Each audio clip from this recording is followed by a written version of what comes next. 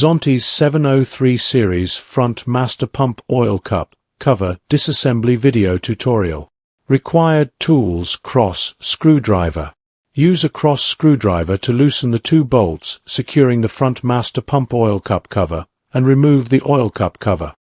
Be careful to prevent brake fluid from dripping onto vehicle parts. Installation of Zontes 703 series front master pump oil cup cover. The new oil cup cover parts are shown as in the picture.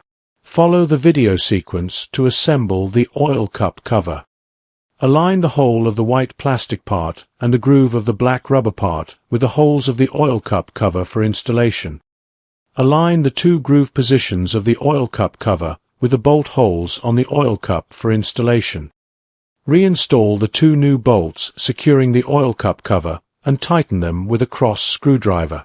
When tightening the oil cup cover bolts, tighten them alternately multiple times to ensure the tightening force of the two bolts is similar.